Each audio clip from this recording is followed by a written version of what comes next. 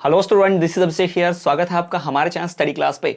तो सभी को गुड इवनिंग, नमस्कार। स्वागत है आपका हमारे चैनल पर, जहां आज हम बात करने वाले हैं द्वितीय वर्ष का विषय संज्ञान अधिगम और बाल विकास का हमारा इकाई 2। जी हाँ, यूनिट 1 की क्लासेस ऑलरेडी हम पूरी खत्म कर चुके हैं। उसकी प्लेलिस्ट बनी है, जाकर देख लीजिएगा और अभी तक नहीं देखी हो तो। और ये हमारा क्लास 1 होने वाला है यूनिट 2 का। जी हाँ, तो हमारी यूनिट 2 का हमारी लाइव क्लास आज से स्टार्ट हो रही है। इसके पहले ऑलरेडी हम 6 वीडियो लेक्चर्स लाए हैं, एक यूनिट को खत्म किया है। 3 से 4 क्लासेस में भी इस सेकंड यूनिट को भी हम खत्म करेंगे। अभी थोड़ी सी शॉर्ट यूनिट है, इसमें बहुत ज्यादा कंटेंट नहीं होता है, इसको भी हम 3 से 4 क्लास में खत्म करेंगे। तो आज हमारी पहली क्लास है। फटाफट सभी लोग सेशन से जुड़ जाइए। सभी को बता दूं कि संज्ञान अधिगम बाल विकास ये जो इकाई 2 है, ये बहुत ही इंपॉर्टेंट है। ये चिंतन के ऊपर है पूरी तरह से। जो चिंतन होता है, जो थिंकिंग होती है, उसके ऊपर ये यूनिट डिपेंड है और 15 अंकों की भी है, तो बहुत महत्वपूर्ण है। उसी को हम डिस्कस करेंगे। बड़े नंबर यहां से सवाल आप हासिल कर सकते हैं। इन सवालों को हल करके कई नंबर आपको मिल जाएंगे यहां से। ठीक है, तो चलिए सबसे पहले सीधे सीधे बढ़ता हूं मैं ब्लूप्रिंट की ओर। लेकिन ब्लूप्रिंट बताने से पहले छोटी सी रिक्वेस्ट, यदि चैनल पर पहली बार आए हो, वीडियो पहली बार देख रहे हो और अब तक सब्सक्राइब नहीं किया है तो सब्सक्राइब जरूर कर देना और बेल नोटिफिकेशन को ऑल पर जरूर रखना। और प्रीवियस वीडियो देखने के लिए, लाइव क्लासेस देखने के लिए प्लेलिस्ट को जरूर चेक करना एक बार। चलिए तो बात करते हैं। तो ये जो इकाई है, इस पे अंक आवंटित है कुल 15। जी हाँ, टोटल 15 मार्क्स की यूनिट है। यूनिट 1 10 नंबर की थी, यूनिट 2 15 नंबर की है। इसका जो ब्लूप्रिंट की बात करें, इसके हम अगर अंक योजना की बात करें, विषय वस्तु की बात करें, तो भाई यह टोटल 15 अंकों की इकाई होती है। 15 मार्क्स यहां से मिलते हैं। यहां से बहुविकल्प यानी कि ऑब्जेक्टिव, जिन्हें हम एमसीक्यू भी कहते हैं, वस्तुनिष्ठ प्रश्न उत्तर, वो यहां पर 3 प्रश्न आते हैं, 1 नंबर के 3। पहली इकाई में भी यही था। फिर यहां से एक प्रश्न आता है 3 नंबर का, एक प्रश्न आता है 4 नंबर का और एक प्रश्न आता है 5 नंबर का। ठीक, तो इस प्रकार से 5 4 3, 5 4 9, 9 और 3 12, 12 और 3 15, यानी कि टोटल ये 15 मार्क्स की इकाई हमारी है। 15 मार्क्स यहां पर आप हासिल कर सकते हो। ध्यान देने वाली बात यह है कि यहां पर जो 3 मार्क्स का एक प्रश्न है तो वो लघु, 4 मार्क्स का एक प्रश्न है तो दीर्घ, और 5 मार्क्स का एक प्रश्न, इसे निबंधात्मक प्रश्न कहते हैं। 5 अंकों का प्रश्न है तो निबंधात्मक प्रश्न होता है, इसे निबंध की श्रेणी में रखते हैं। 5 अंक, 6 अंक जो भी होता है, जो भी 4 से ऊपर जितने भी अंक के अगर कोई प्रश्न आते हैं किसी भी परीक्षा में, तो उसे निबंधात्मक कहते हैं। अति दीर्घ या फिर निबंधात्मक कहा जाता है। तो आप निबंध के तरह ही उसे लिखा जाए तो बेहतर नंबर मिलेगा। ठीक है, तो हम आई होप कि आपको ये समझ में आ गया ब्लूप्रिंट, इसकी इकाई की अंक योजना जो है, इसकी इकाई ब्लूप्रिंट आपको समझ में आ गया। तो चलिए आगे बढ़ते हैं। आगे बढ़ने से पहले एक छोटा सा इंफॉर्मेशन दे दूं कि अभी तक अगर आपने कोर्स परचेस नहीं किया हमारा, आपने अभी तक हमारा अगर बीएसटीसी का डीएलएड का कोर्स परचेस नहीं किया है इस सत्र का 2023-24 का, तो कोर्स जरूर परचेस करें। आपको कोर्स में notes, live classes, video lectures मिलेंगे। साथ ही साथ आपको इस व्हाट्सएप नंबर मैसेज करके सारे कोर्स की इंफॉर्मेशन दी जाएगी। और आने वाले सीटेट और एमपीटीटी की परीक्षा के लिए भी कोर्स लॉन्च किया है, तो सीटेट एमपीटीटी का कोर्स भी आप ज्वाइन कर सकते हैं। उसकी क्लासेस का लाइव का टाइमिंग भी अगर इन्फॉर्म किया जाएगा। आप व्हाट्सएप पे मैसेज जरूर करें, इस नंबर पर कॉल नहीं करना है, मैसेज करना है। तो कोर्स जरूर परचेस करें, क्योंकि कोर्स परचेस करने के बाद आपकी तैयारी बूस्टअप हो जाएगी 100%। चलिए तो शुरू किया जाए। फटाफट सभी लोग जुड़ जाइए। जो सेशन से लेट जुड़े हैं उनको बता दूं कि हम बात कर रहे हैं आज संज्ञान अधिगम बाल विकास की इकाई 2 का लाइव क्लास नंबर 1। तो यहां हमारा टॉपिक है चिंतन। इसे हम थिंकिंग कहते हैं। क्या कहते हैं इसे? थिंकिंग। याद रखिएगा, चिंतन को कहा जाता है थिंकिंग। अब ये इतना इंपॉर्टेंट क्यों है? Why this is so important? पहली बात तो ये कि पीवाईक्यू है ना। पीवाईक्यू है, प्रीवियस ईयर क्वेश्चंस कई बार चिंतन से आए हुए हैं। चिंतन का महत्व क्या है, चिंतन की परिभाषा बताइए, चिंतन की विशेषताएं बताइए, चिंतन से शिक्षा में क्या मदद मिल सकती है, ये सारी बातें है ना। देखो, चिंतन मतलब सोचना। अब आप इसको सिंपल में देखो, चिंतन का अर्थ ही क्या होता है? सोचना होता है, थिंकिंग करना होता है। अगर आप सोचोगे नहीं तो किसी भी सवाल का हल नहीं निकाल सकते। अगर आप सोचोगे नहीं तो आगे क्या करना है आप ये समझ नहीं सकते। अगर आप सोचोगे नहीं तो आप ना कोई खोज कर सकते हो, ना कोई सत्य लगा सकते हो, पता लगा सकते हो, कोई सत्य प्रतिपादित कर सकते हो, ना कोई थ्योरी बना सकते हो, ना कोई थ्योरम दे सकते हो, ना कोई सूत्र लिख सकते हो, कुछ नहीं। बिना सोचे कुछ नहीं हो सकता। तो थिंकिंग बहुत बढ़िया चीज है। जो व्यक्ति गहन सोचता है, गहन मतलब बहुत गहरा, डीप सोचता है, गहन अध्ययन करता है, वो व्यक्ति जो है कुछ ज्यादा ही सोचता है तो वो कुछ ज्यादा ही सीखता है। याद रखिए, बिना सोचे समझे कोई कार्य करते हैं तो गड़बड़ी होती है। बिना सोचे समझे किसी भी चीज को करते हैं तो सीखते कम है, नुकसान ज्यादा करते हैं। इसलिए सोचना बहुत महत्वपूर्ण है। तो उसी चिंतन की बात हो रही है। तो चिंतन की परिभाषा की बात करें तो हमारे मनोवैज्ञानिक रॉस, इन्होंने चिंतन की परिभाषा दी है। ठीक है, रॉस के अनुसार चिंतन क्या है? तो रॉस ने कहा, चिंतन मानसिक ज्ञान का ज्ञानात्मक पहलू है। ठीक है, अब एक बात तो यह है कि भाई चिंतन करने के लिए आपके पास मस्तिष्क चाहिए, मन चाहिए, मनोविज्ञान चाहिए। यानी अगर किसी व्यक्ति का एक हाथ नहीं है, मान लीजिए उसके एक पैर नहीं है, तो इसका मतलब यह नहीं है वो चिंतन नहीं कर सकता। बिल्कुल कर सकता है। कई ऐसे भी होंगे जिनके पास हाथ पैर पूरा सही सलामत होगा, पूरा फिजिकली एकदम सही सलामत है, उसके बावजूद भी सोचते नहीं है, दिमाग नहीं चलता है। कुछ ऐसे होंगे कि पूरा बॉडी पैरालाइज है पर दिमाग काम कर रहा है। एक ऐसे वैज्ञानिक थे, है ना, स्टीफन हॉकिंस, आपने देखा होगा, व्हील चेयर पे बैठे थे, उनको पूरा पैरालाइज मार गया था, पूरा सब कुछ, ठीक है, लेकिन फिर भी वो बहुत बड़े वैज्ञानिक थे। उनका इतनी बॉडी थोड़ी सी काम करती थी, तो इतने बॉडी, अपर बॉडी के दम पर ही उन्होंने कई कई वैज्ञानिक खोजे की, बिग बैंग थ्योरी भी उन्होंने ही दी थी, ऐसी बहुत सी चीजें, ठीक है। तो चिंतन मानसिक ज्ञान का ज्ञानात्मक पहलू है। यह तन की बातों से संबंधित मन की क्रिया है। तन की बातों से संबंधित मन की क्रिया है, इसको ध्यान में रखना।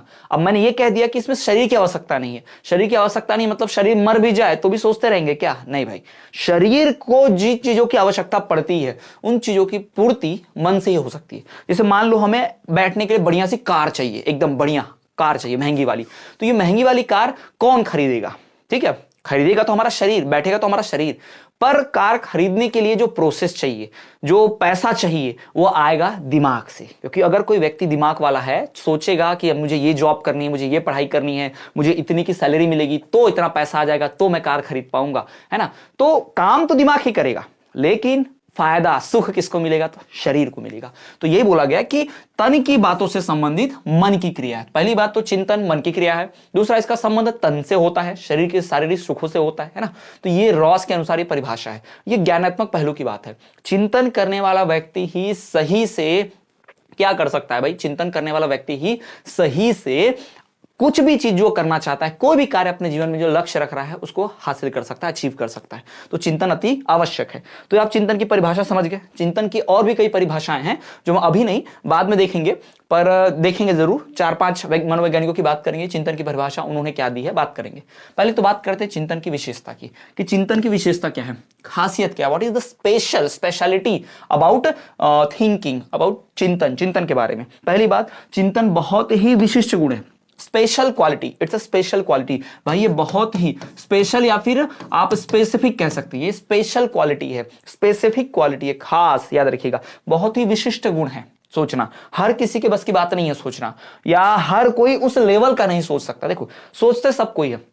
अब ये सोचने से बात निकली है तो एक मैं बता दूं, अक्सर मैं अब जब कोचिंग में पढ़ाता हूं अपने बच्चों को, स्टूडेंट्स को पढ़ाता हूं, छोटे बच्चों को जूनियर क्लासेस में, 10th तक, 10th 11th 12th में, तो मैं उनको बताता हूं, मैंने क्लास में बताया उनको कि दुनिया में 3 तरह के लोग होते हैं। एक जो सिर्फ क्या करते हैं, सबसे लोअर जो लोग होते हैं, सबसे लोअर सोच वाले लोग, वो क्या, वो हमेशा क्या सोचते हैं, वो मेरे बारे में ये बोलता है, वो मेरे बारे में ऐसा कहता है, वो ऐसा पहनता है, वो ऐसे रहता है, दूसरों की बात करना, दूसरों के बारे में सोचना, ये क्या हो, सबसे नीची सोच जो होती है ना, उसकी बात। फिर आता थोड़ी सी उससे ऊंची सोच, वो व्यक्ति क्या करता है, सिर्फ अपनी बात करता है, मैं ऐसा हूं, मैं ऐसा करता हूं, मैं ऐसा पहनता हूं, मैं ऐसा दिखता हूं, मैं सही हूं, मैं ये हूं, मैं करता है। तो ये बीच वाली सोच होगी।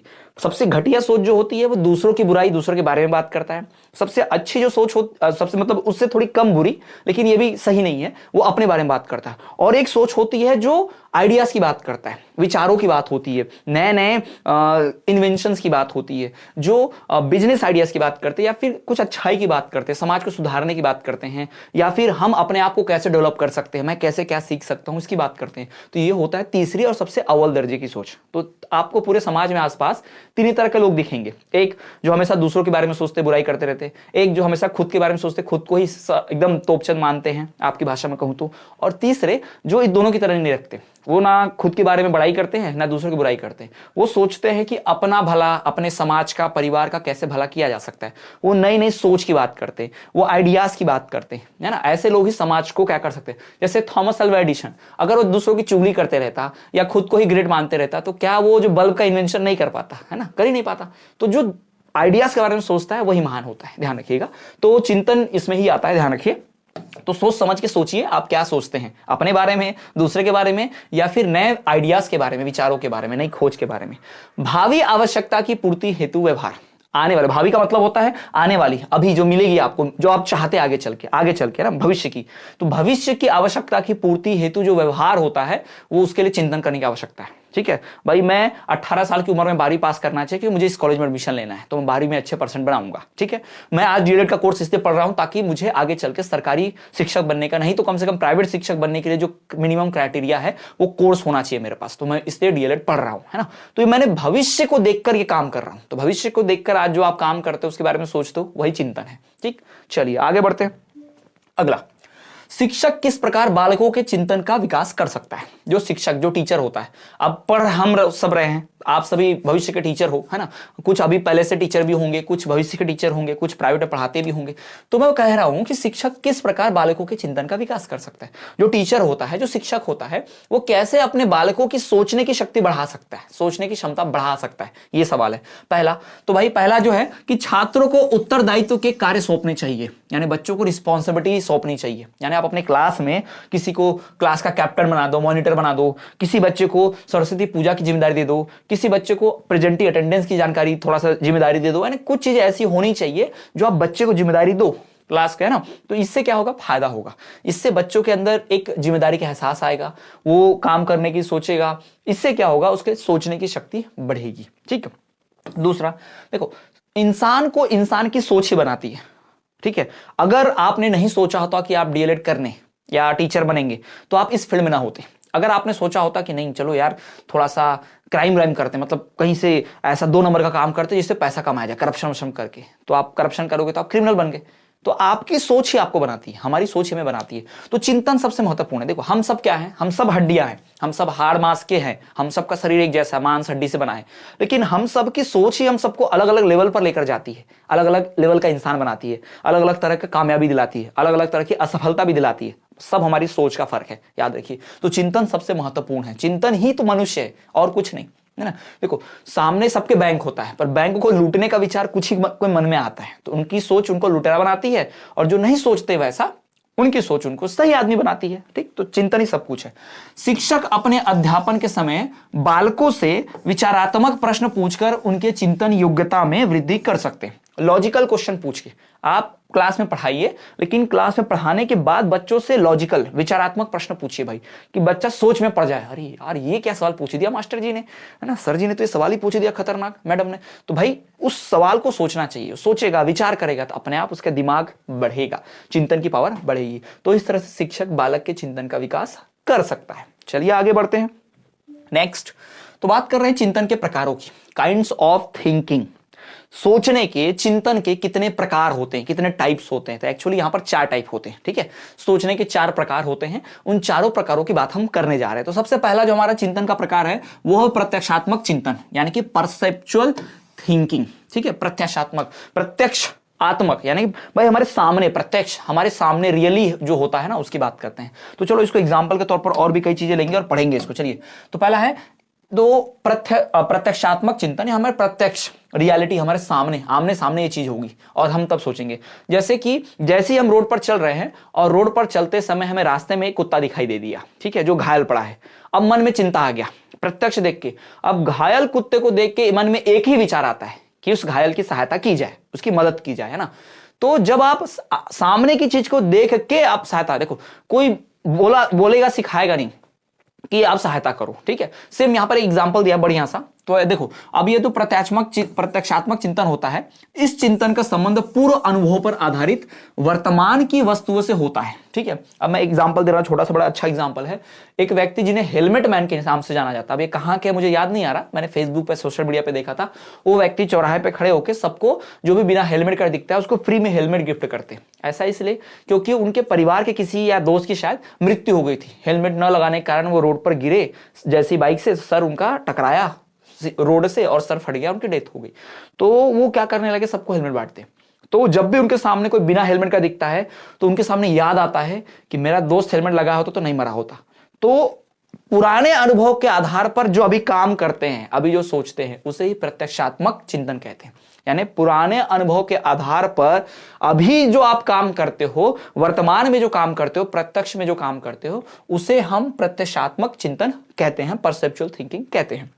ठीक, उदाहरण के तौर पर यहां दिया है कि जैसे माता पिता के बाजार से लौटने पर यदि बालक को उनसे काफी दिनों तक टॉफी मिलती रहती है, यानी रोज पापा बाहर जाते तो बाहर से कभी जलेबी, कभी आइसक्रीम, कभी समोसे, कभी लड्डू, कभी चॉकलेट, है ना, कुछ चीजें लाते रहे, और एक बार मार्केट जो और नहीं लेकर आए तो बच्चा है तो यही मानेगा कि भाई आज भी तो कुछ लेके आना चाहिए था, नहीं लाया तो नाराज हो जाता है, दुखी हो जाता है ना, या उम्मीद तो कम से कम करता है कि आज भी कुछ लाए होंगे, है ना, ऐसा।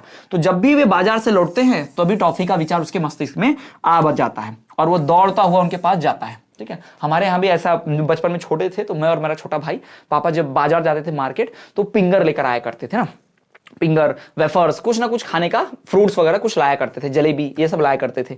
तो हम ये नहीं बोलते थे पापा जलेबी लाए क्या, फिंगर लाए क्या, हमें बोलते थे कुछ खाने का लाए क्या, खाने का कुछ लाए क्या। अब बाजार से सब चीज खाने का ही आता है, सब्जी भाजी सब, लेकिन हमारे लिए खाने का मतलब क्या था कि जलेबी होगा, फिंगर होगा, फ्रूट्स होंगे, अंगूर होंगे, कुछ ऐसा, ठीक है। तो हम नाम नहीं लेते, लेकिन दिमाग में आ जाता है कि खाने की कोई चीज है ना, क्योंकि ये पुराने अनुभव पे, क्योंकि इसके पहले पापा हर बार लाया करते थे बाजार से। तो जब भी आते थे हम थैला बस निकाल के चेक करने लगते थे, अमरूद तो लाए हैं, सेब लाए हैं, क्या लाए हैं, कुछ तो लाए होंगे, ठीक है, ठीक है।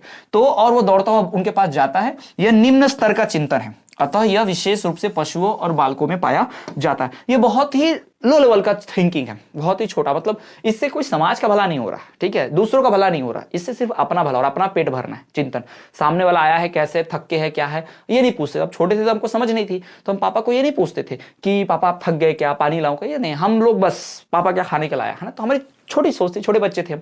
तो ये बहुत ही निम्न स्तर का चिंतन होता है, और ऐसी सोच पशुओं और बालकों में पाई जाती है। आप देखना, पशु जो होता है वो माता के पास जाते ही, जो जानवर, गाय का बच्चा हो, बछड़ा होता है या बकरी का बछड़ा होता है, सीधा दूध पीने की बात करता है ना। क्यों? क्योंकि उसने ऐसी अनुभव किया हुआ है, छोटी सोच है, उसको बस अपने से मतलब है, ठीक है। इसमें भाषा और नाम का प्रयोग नहीं किया जाता।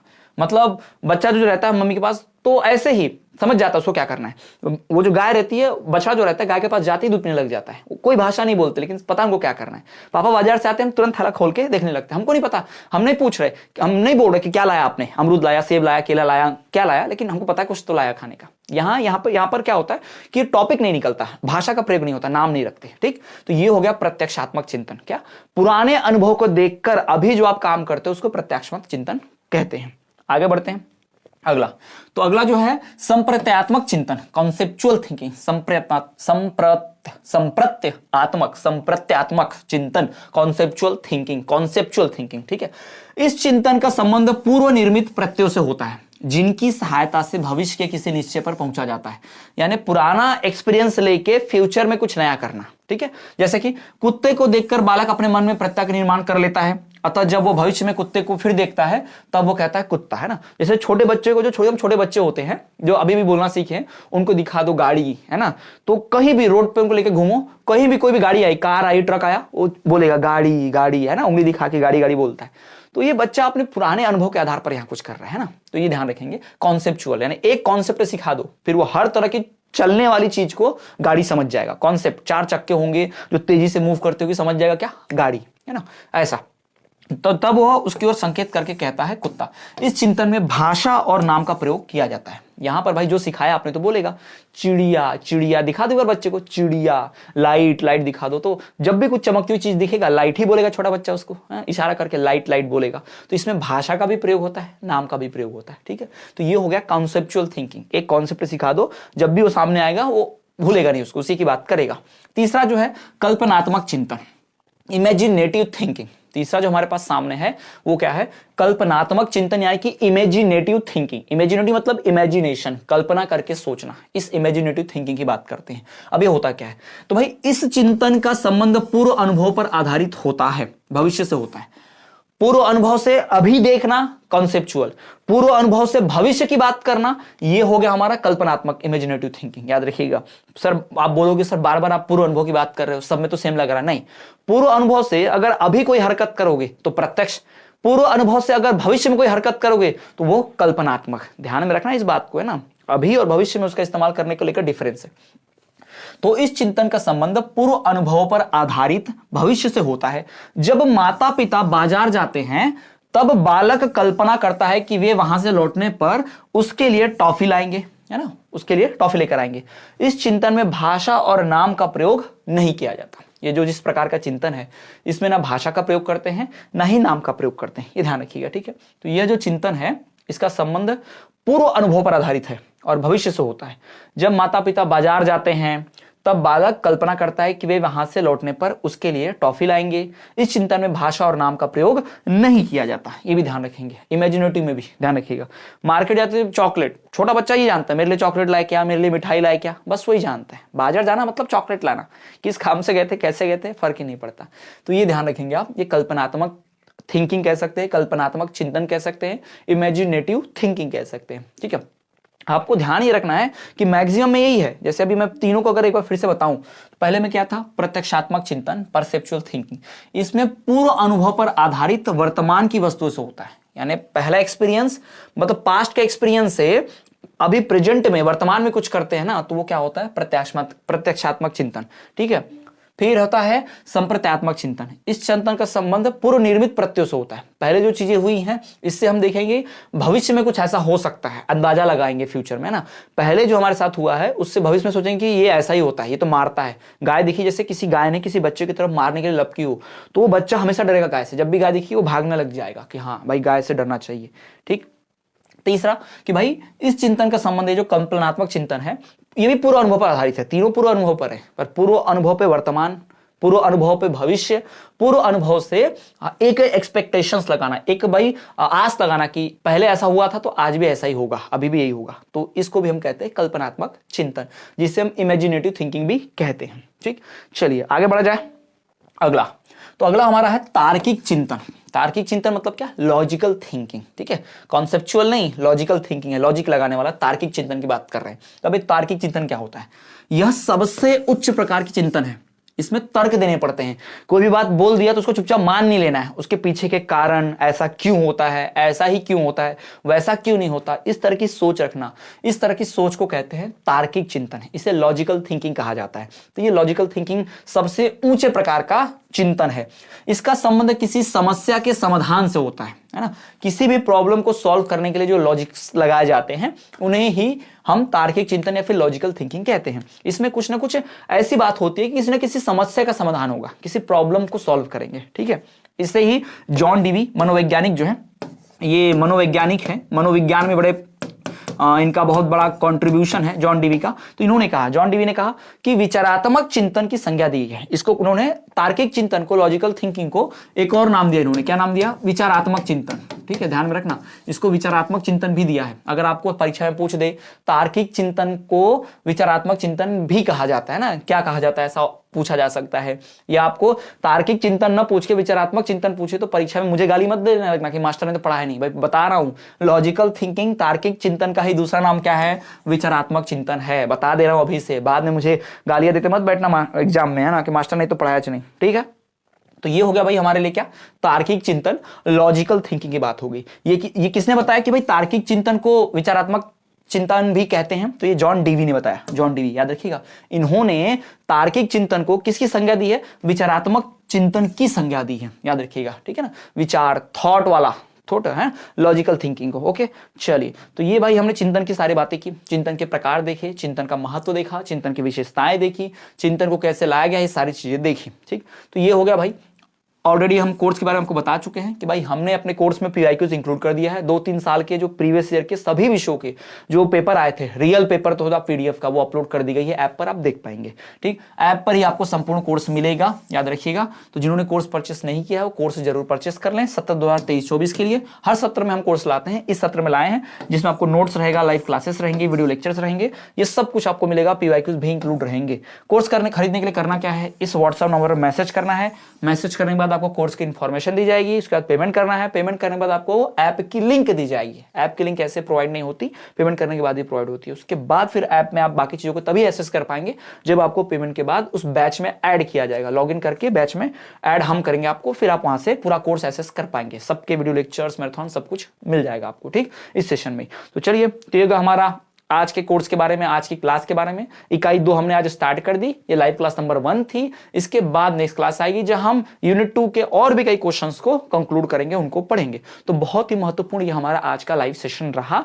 आई होप आपको समझ में आया होगा, अच्छा लगा होगा। आगे भी क्लासेस करते रहें। हर दिन जो है सेकंड ईयर की क्लास रात को 9 बजे और फर्स्ट ईयर की क्लास सुबह 9 बजे, यानी सुबह 9 बजे और रात को 9 बजे ऐसे क्लासेस चलती हैं। इस बीच हम सीटेट का और एमपीटीटी का कोर्स भी लॉन्च करने की सोच रहे हैं, मतलब लॉन्च तो कर ही दिया है, मतलब उसके लाइव क्लासेस को भी एक प्रॉपर टाइम टेबल के साथ पढ़ाने की कोशिश करना स्टार्ट करने वाले हैं। तो अगर किसी को सीटेट में इंटरेस्ट है या एमपीटीटी में इंटरेस्ट है, वो पढ़ना चाहते हैं, तो भाई फॉर्म वगैरह फिलअप करके सीटेट का फॉर्म भरना चालू है। फॉर्म भर के आप कोर्स एनरोल करके पढ़ना शुरू कर सकते हैं। ऑलरेडी हमने कई 4-5 सब्जेक्ट पढ़ा के, 4 सब्जेक्ट पढ़ा के उनकी प्लेलिस्ट वीडियो बनाकर रखी है ऐप में, उनको भी कोर्स को शामिल किया हुआ है। तो अगर आप ऐप लेंगे तो ये भी आप वो कोर्स भी एक्सेस कर सकते हैं, ठीक है, वो कोर्स भी आप परचेज कर सकते हैं। ठीक, तो आज के सेशन में इतना ही। मिलेंगे आपसे नेक्स्ट क्लास में। देखते रहिए हमारा चैनल स्टडी क्लास।